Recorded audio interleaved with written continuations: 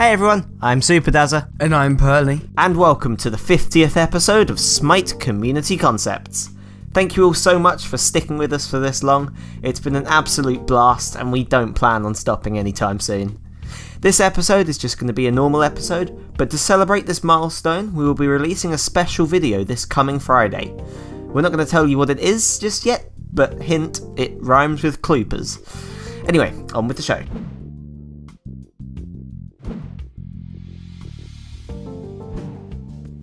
For our first concept, Daenel submitted this art, which our artist took and used his mystical magic to make this art.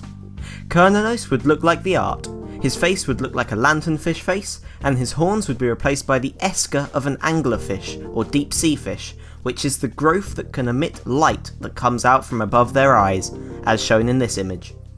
His glaive would be replaced by a starfish, or sea star, and his voice would sound as if he was underwater with a bubbly effect.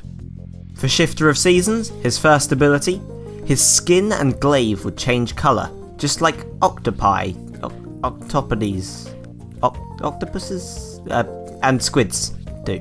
His second ability, Bramble Blast, would look like the Great Barrier Reef and its roots. For Horn Charge, his third ability, he would swim forwards with his esker, remember that thing, turned on. And for his ultimate, the Wild Hunt, enemies hit would become clownfish.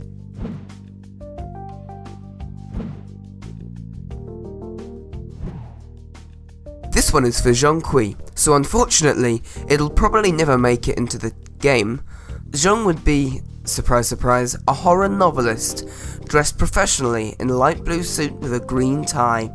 He would have a greying beard, and he would not wear a hat, revealing his receding hairline. The brush he carries would be replaced with an oversized ink pen. The scroll that floats next to him would be replaced by a book containing a selection of his best works, and a glass trapezoidal ink bottle would hang on his back, which would store ink, and his ghosts, which would look like they were made of ink for this skin. He would sound high class and sophisticated. Oh, and there's a little bit of backstory with each of his abilities, so look forward to that. For his first ability, Expose Evil, he would throw one of his many books forwards. If an enemy gets hit, an open book would be facing them as if they were reading it. The vividly morbid descriptions would scare the reader and make them lose health. For his second ability, Exorcism, Zhong would get irritated that the enemy is a slow reader and would rip the book away from them with a loud scream.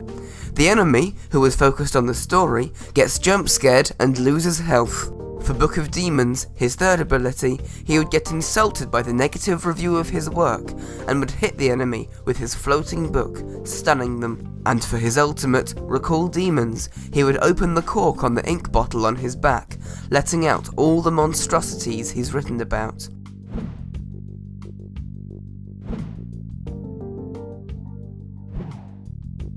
Artio's druid form would look like a robot similar to Ragnarok Force X Thor's mech form, but a little less angular and with a more human-like robot face, similar to the Transformers from the old cartoons.